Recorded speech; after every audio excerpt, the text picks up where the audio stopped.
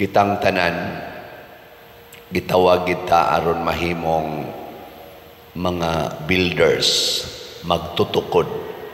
Muna sa atong unang pagbasa, si San Pablo niingon nga ang mga Hudiyo, ang mga dili Hudiyo, wa nay kalainan, pulos na gyud ta gitawag aron mahimong tigpalambo, tigpatunhay sa balay sa Ginoo. Gilingi ay mong tupad, inasige pa kagtukod, nasige pa karugtukod. Magtukod na batag mga balay sa atong mga kaning nang-apply ron.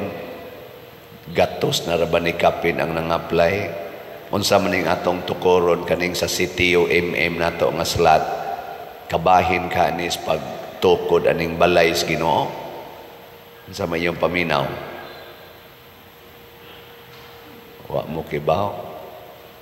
Unsaon man pagtukod, matod pa diri ni San Pablo, gitukod kamo diha sa sukaranan nga gipahimutang sa mga apostoles ug sa mga propeta, ug ang bato nga gisukaran nga mao si Kristo Jesus.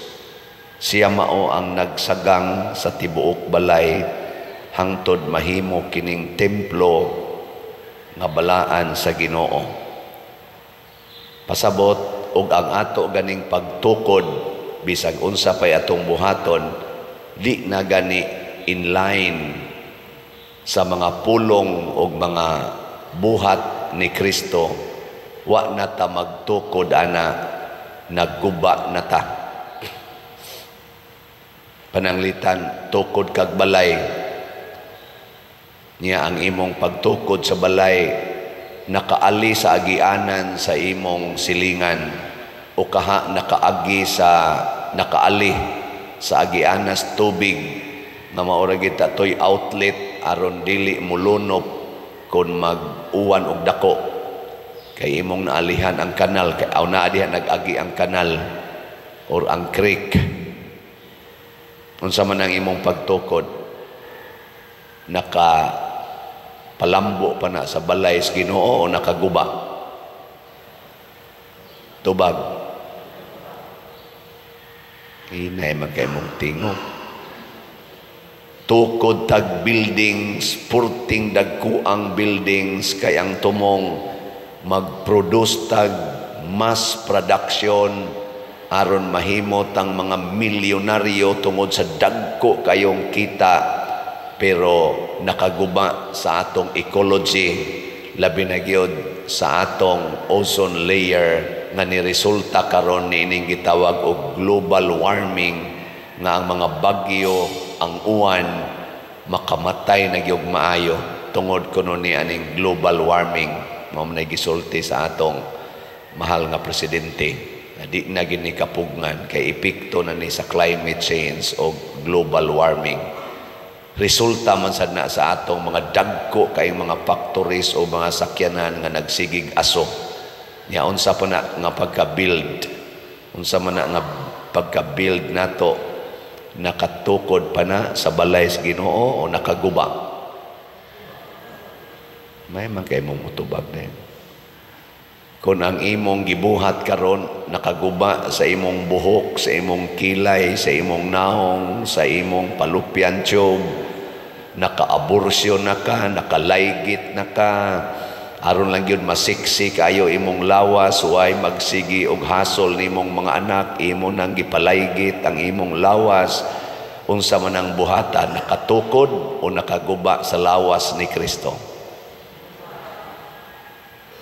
Sige kag palit og slot para sa SBF dag og sa CTO nabayra na tong atong mga contractors, natukurag balay ang mga wagyoy balay, lipay na kay sila, wa na tay utang ngadto nila. Unsa man na, nakatukod o nakaguba sa balay sa Ginoo? Bahala mo diha. Unsa may mga timailhan nga ang kuan ang balay sa Ginoo nag-anam og ka tukod. Mao ni ang unang timailhan. Malipayon ang tao. Kay ang Ginoo naghatag magkaluwasan, siya may manluluwas, ang iyasang mga buhat makalipay. Nya kung misumpay ta sa buhat sa Ginoo samas gibuhat sa mga apostoles, makalipay ta sa atong isig katao. Gilingya imong tupad. Ingna nalipay ka nga tupad taron. Ingna. Ana, kung nalipay na siyang gatupad mo, pasabot ka na siya imong tupad, nakasinati na nga ikaw liwat ni Kristo. Kamong mga asawang ni aron dinhi, kamo lang o kamong naminaw diha tan-aw ron aning atong online. Nakalipay ba mo sa inyong mga bana? O nakaguol?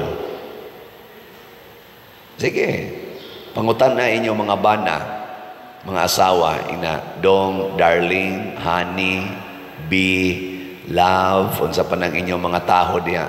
Wa man mi anay tawag-tawag sa mga madre, ang amo sister raman gyud og father. Kamo, tawag ako no ing nabi. Lipay pa kanako. Mingon ni siya kanus apa ka kamatay buanga ka. Abasin, og mao na yang itubag, pasabot duna kay gibuhat nga nakapasakit niya. Unya unsa may imong gibuhat nga nakapasakit niya, nagbuhat kag dili subay sa kinabuhi og mga pulong ni Kristo, kay siya man mo'y cornerstone. Tuwa ka nagtukod sa layo, wa maigo, wa masumpay. Nang why consistency. Og daghan karon ang naingon ana nga imbis magtukod nagguba na hinoon. O kinsa may tigtudlo nato aron magguba ta ang yawa.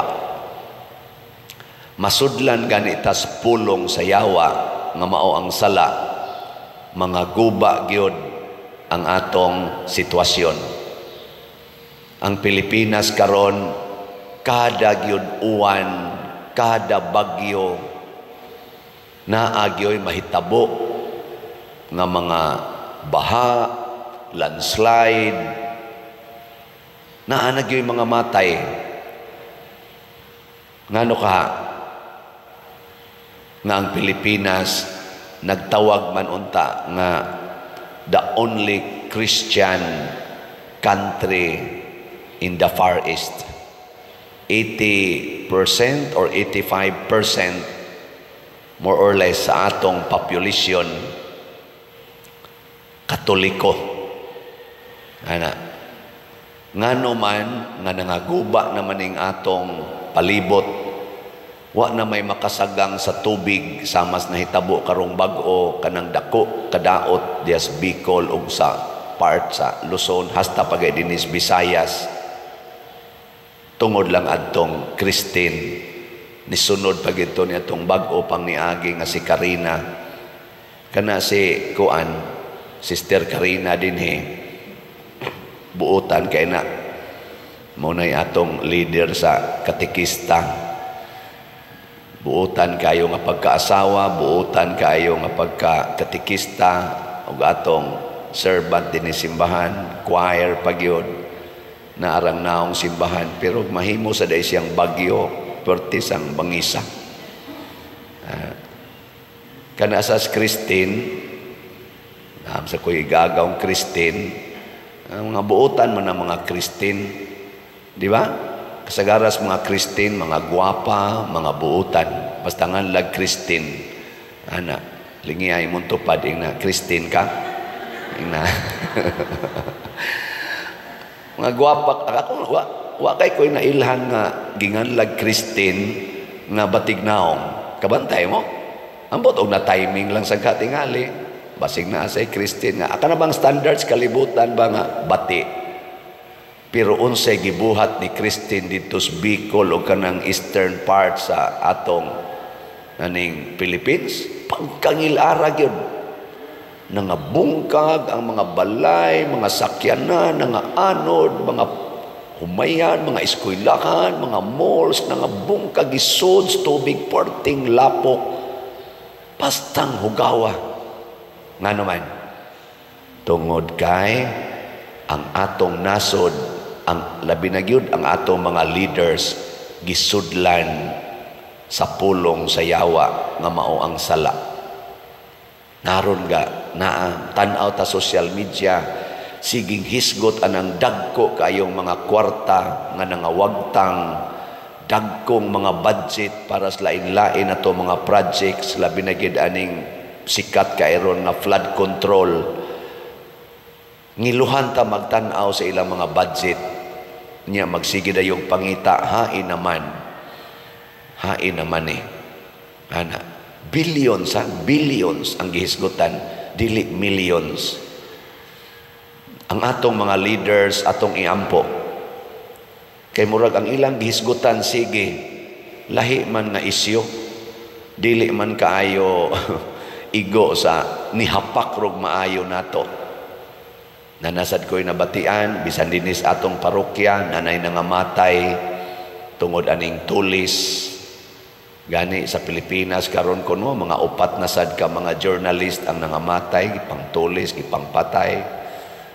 Nya, ang resulta sa kuang-kuan ros ato mga local officials, ning sugod na sa kuyanap ang drugas.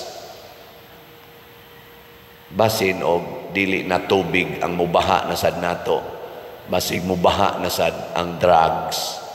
Lunupan kita sa mga krimen sa atong kwan. Lisura no, muluno pagid ang krimen, muluno pagid ang tubig. Atong iampo ng atong mga leaders nga atong gipili og mga appointed nga leaders sa nasod ug sa simbahan, kitang niya simbahan. Apil na gyud ko ana, magtukod unta ta pinasubay gyud sa pulong ni Kristo. Ug unsa may unang pulong ni Kristo nga ilang giawhag kanunay, nga mao sa gitudlo ni Kristo sa mga apostoles, isangyaw ang maayong balita. Ug unsa may maayong balita, unsa man lingyay mong tupad. Unsay maayong balita nga ang mga kabos maoy malangit, ang mga dato mamiligro sa impierno. Munang niingon si Kristo siya mga apostoles, isangyaw ninyo nga bulahan kamong mga kabos, alaot kamong mga dato. Masayon pa sa kamilyo paglusot sa lungag sa dagom kaysa dato pagsulod sa ganghaan sa langit. Maunay maayong balita. Ngano man, kay kanimang kong pagkadato, jutay ra ang makapahimos ana. Kung maunay atong isigig sangyaw pagdato kamo, pila ragoy dato sa kalibutan. Wa kaabot og 60% ang dato. Gani, murag 80% or 90%, labi nagdinhitas Pilipinas magbase, pobre 10% or less than 10% ang atong tawgon din sa Pilipinas og dato. So dili gyud maayong balita nga pagdato kamo. Di ginamaing balita nga ang dato mao'y maluwas, ang kabos mao'y maimpas. Para ni Kristo, bulahan kamong mga kabos. Ngilingay mong tupad. Ing na congratulations. Tanaw na ko, mura mang kagkabos ug naong. Ing na, congrats. Nya may gusto, kabos ko taon. Isa pila ihog ni Moros Kolekta. Di ba? Kung kitang tanan, mutuo ni ining maong ebanghelyo, nga gipuy-an sa mga apostoles, gipuy-an sa mga santos, ang kakabos. Unsa may mahitabo, tan-awag unsay gibuhat sa mga apostoles, gasigig paambit sa mga nindot nga grasya ngadto sa ilang isig katao, hasta pang ilang kinabuhi gipaambit. Nagpakamatay ang mga santos para sa ilang isig katao. Si San Simon, San Judas Tadeos ug uban pang mga apostoles sama ni Kristo nagpakamatay. Wa magpadato sa ilang kaugalingon, nagpakamatay para sa ilang isig katao. Gikonobe, kinsa ninyo dinhi ang andam ng magpakamatay para sa atong mga kabos nga kaigsuonan. Tas kamot. Di gyud mo patas. Sa ato pa dili ta mga builders, mga destroyers ta. Oh, di kita builders. Kaya ang atong koneksyon ngadto ni Kristo is death. Matod pa ni Kristo, kinsa tong mamatay uban kanako, mabuhi uban kanako. Di ganita willing magpakamatay para ni Kristo sa ato pa di ta makasumpay niya. Nganuman, kung mahadlok tang mamatay, naagitay tendency nga maniguro sa atong kaugalingon, bahala na ng uban. Ug mauni na hitabo ron nato aning korupsyon na kusog kaayo. Naniguro na lang ang mga leaders nga sila ray maabunansya, wa na matarong og himo ang atong mga tawag ba na infrastructures, bisag unsa na lang, labi na ginang flood control, maunang nibuhos og mayang baha. Millions sa atong mga kaigsuodan karon ang nag-antos niya ng grabing mga lapok og tubig nga wa pa mahubas hangtod karon. Nangadaot sila kay dunay pipila ka mga taong naniguro, apil na ning nagwali tingali. Diba? Kaya ako mong taga-ag second chance. Kinsa ron ninyo sugod karon andam nang magpakamatay para sa atong Ginoo nga si Jesucristo. Tas kamot, di ko magtanaw gina. Di ko magtanaw lagi. Lagi. Hala mo di ay, di ko magtanaw. Nagtanaw ang Espiritu Santo nato, nagtanaw. Hinaut unta nga bisag wa ka mo isa sa imong kamot, ang imong kasing-kasing hinaut unta nga nag-ingon, yes Lord, magpakamatay nako para nimo. Nagpakamatay magika para nako. Ako na ba'y di magpakamatay para nimo. Muna mga bana, ay nagyud mo suko-suko sa inyong asawa, pagpakamatay sa inyong mga asawa. Mga asawa ay namo pagsigyaw-yaw ang inyong mga bana, pagpakamatay para sa inyong bana. Ana, mga ginikanan ay namo pagsigyaw-yaw, pamalikas, pamunog ang inyong mga anak, nagagmay pa intawon kaayo, higugmaan na pakamatay mo ana, hilom lang hangtod mo mamatay. Ana. Mga anak ay sad mo pagsigig luod-luod ang inyong mga ginikanan, supak-supak, pamakak, kusmod-kusmod snaw, undak-undak anang tiil. Ayaw na. Pagpakamatay mo para sa inyong ginikanan. Mga parishioners ay namoglibak-libak sa mga pari. Magpakamatay na ta. O kamo di ay pakamatay mo para sa pari. Ihurot og palit og slat ang inyong nahibiling kwarta. Naron lipay ginang pari. Bahalag mga matay mo sa gutom. Nga ang pari sad di na gyud maghuna-huna nga unsa pay matigom nga kolekta nga ako gining maintinon ang akong income kada buwan. Magpakamatay na sad mi para ninyong mga parishioners. Bahalag wa na mikaon basta ang kolekta ipahigayon gyud sa panginahanglan sa simbahan. Ang ato sa mga government officials magpakamatay unta para sa atong mga Filipinos. Bisag unsa pang klase sa Filipinos, nauyunan nila o wa mauyon ni, mibutar nila o wa mubutar. Hinaot unta nga angayon gyud atiman, dili lang sigig pahimo sila sa ato mga kunuhay income sa nasod, pinaagi ang mga taxes nga para lang sa pipila nga ilang nauyunan, kauban silang kaugalingon. O kita sa mga Pilipinos, tahuro nato ang ato mga elected, appointed officials di nato sige hagdaot, di nato sige hagsaway. Bisan pa magnaay na buhat nga maayo, sawayon lang yapon. Bisan pa magnaning kamot pagtrabaho, daoton lang yapon, hunong na taana. Magtinabangay ta, ha? Gila katapos ang lingi sa imong tupad. Ang di mo lingi, nagsunod sa yawa. Ige, ing na imong tupad. Sugod karon, pakamatyan ti ka. Ing na. Sugod karon, pakamatyan ti ka. Kun pananglitan, buhato na ni natong tanan, mga Filipinos, mahitabo gining atong tubag sa Salmo, ang ilang mensahe migula latas sa tibuok kalibutan. Dali ra kay tang ma-highlight sa tibuok kalibutan. Ang nag-away nga mga leaders nagkahiusa na og nagtinabangay sa pagsulbad nining pagsumpo nining epekto sa mga kalamidad sa Pilipinas. Tibok. Tungod kay nagsunod na sila sa panig-ingna ni Kristo nga mao'y ilang gituhuan isip mga Katoliko.